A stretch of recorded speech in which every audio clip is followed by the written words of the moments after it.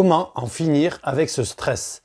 Vous voulez des solutions pour avoir une vie plus sereine et ce malgré votre manque de cheveux? Alors cette vidéo est faite pour vous.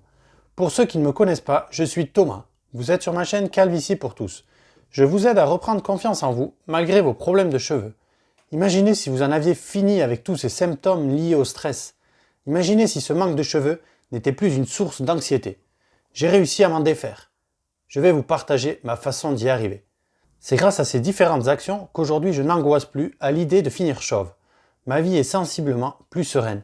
Un exemple, je reste apaisé à l'approche d'un rendez-vous professionnel de la plus haute importance, ce qui au début de mon alopécie n'aurait pas été possible. Tant j'angoissais de mon crâne visible, la peur de faire tomber des cheveux sur un dossier. Bref, il m'était arrivé de penser avoir l'air malade du fait de mon alopécie. Ceci a disparu. Pour ça, il vous faut procéder de la manière suivante. Tout d'abord, qu'est-ce que le stress pour vous? Sa définition varie d'une personne à l'autre. Durant ma période anxieuse et stressée, j'ai fait beaucoup de recherches, vraiment beaucoup. On nous conseille partout comment lutter contre le stress.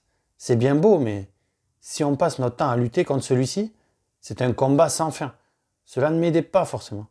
Le plus important pour moi, c'est de se débarrasser de la source de ce stress, ce sur quoi il se fonde, ce sur quoi cet état émotionnel dévastateur est fondé. Pour ça, il faut identifier quelle est l'origine de ce stress. On trouve souvent de nombreux facteurs à l'origine de cette angoisse. Nous savons que cette perte de cheveux que nous subissons est une source de stress. Cela pour plein de raisons, notamment pour l'image que cela renvoie aux autres, dans une société où l'apparence physique est si travaillée à la perfection. Au moment de ce bilan, il y a 5 ans, je me souviens avoir identifié 3 sources de stress. Premièrement, mon alopécie androgénétique, me laissant entrevoir une calvitie proche, tant de cheveux retrouvés au quotidien sur mon oreiller, dans la douche, sur mon clavier d'ordinateur, partout. S'ajoute à ça mon physique qui était trop faible. S'ajoutait à ça les moqueries des autres. Et troisièmement, ma timidité qui me pourrissait la vie à ne rien oser. À ne rien oser en présence d'autres, un enfer. Il faut savoir qu'à l'époque, ce stress n'améliorait pas mon rythme de chute de cheveux. Il m'arrivait de sortir un paquet de cheveux de ma main lorsque je tirais à peine dessus. Je vous raconte pas l'angoisse. J'ai même un jour compté le nombre de cheveux tombés sur une journée. L'horreur. Mais tout ça est derrière moi. Une fois identifié ce sur quoi se fonde votre stress, il vous faut vous fixer un objectif, avec un plan pour y parvenir. Vous devez savoir ce que vous visez. Dans mon cas, il s'agissait de supprimer ces 3 sources de stress. La première, l'acceptation de mon manque de cheveux. La deuxième, c'était atteindre un niveau de sport avec un physique me donnant de l'assurance. Et en 3, en finir avec cette timidité permanente. Une fois identifié ce sur quoi se fonde ce stress, il vous faut agir. Vous devez anticiper, être prêt à l'avance, être organisé. Par exemple, aujourd'hui, les jours où je dois prendre la parole devant un groupe de personnes, je prépare le sujet au maximum. Je me forme à l'avance, j'anticipe les objections, j'étudie le sujet à fond, je me conditionne, ça m'évite de stresser et je peux maintenant intervenir sans souci devant des dizaines de personnes. Sinon, vous avez le sport. Il vous permettra de baisser votre taux de stress. C'est prouvé scientifiquement. Durant l'exercice physique, des hormones du bien-être sont libérées. Ce sont les endorphines. Vous vous sentez mieux, votre degré d'anxiété s'en trouve diminué. Votre sommeil en est apaisé. Je peux en témoigner, c'est très efficace. Je pars courir dès que je veux me déstresser. Mais certains n'aiment pas le sport. D'autres réussissent grâce à la sophrologie, une technique de relaxation, basé sur des exercices de respiration et de gestion de la pensée. En fait, ça vise à mieux prendre conscience de son corps et des messages qu'il émet. Vous pouvez aussi utiliser le yoga, qui allie la relaxation et la méditation, en se basant sur un travail de respiration, un travail musculaire et articulaire. Vous verrez à quel point, souvent, vous redescendrez en pression. Cette astuce m'a tellement aidé. Un autre conseil, accordez-vous de l'importance à vos hobbies, suffisamment d'importance. Donnez-leur la place dans votre vie. Si vous aimez la pêche, l'équitation, la peinture, la lecture, abusez de ces bonnes choses. Ce sera l'occasion de couper de votre quotidien. C'est selon moi le moment de penser à vous. Vivez vos passions. C'est un des meilleurs médicaments naturels contre le stress qu'il existe. Si vous en avez, passez du temps avec vos animaux de compagnie. Ils ont des vertus psychologiques reconnues. Pour ma part, ce sont 2 chiennes qui m'ont apporté ce calme intérieur tant de fois. Lors de moments d'angoisse, vous pouvez marcher une bonne vingtaine de minutes. si possible dans un espace vert. Ce conseil m'avait été donné par une coach. J'étais un peu sceptique à l'époque, mais j'ai depuis découvert son efficacité.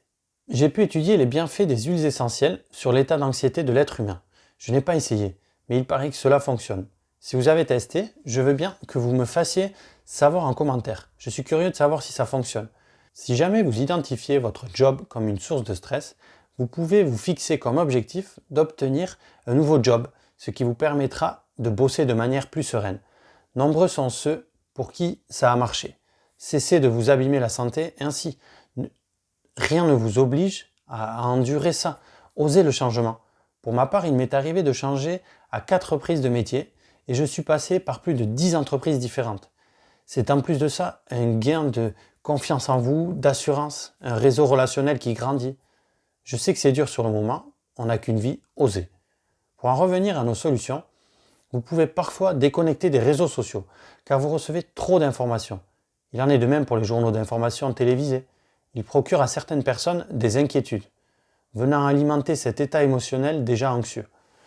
Vous pouvez, à contrario, vous nourrir de sujets plus positifs comme la nutrition, le bien-être, les formations, vous apportant des connaissances comme les voyages.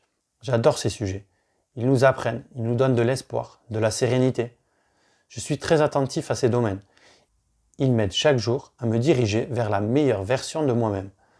Comme on me l'a souvent conseillé, apprenez à ne rien faire, à couper de ce rythme infernal que beaucoup s'imposent, tant de choses que vous voulez faire dans une journée.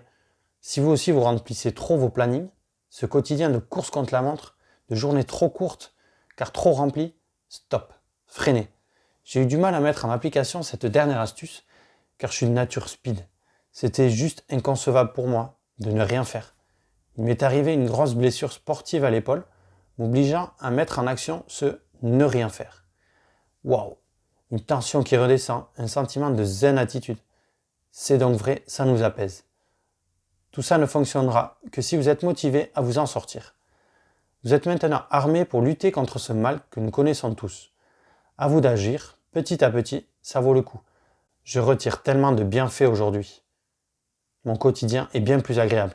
Si cette vidéo vous a plu, n'hésitez pas à la liker ou à partager, ou même à laisser un commentaire, je vous répondrai dès que possible. Prenez soin de vous et de vos proches, et je vous dis à bientôt. Allez, bye bye.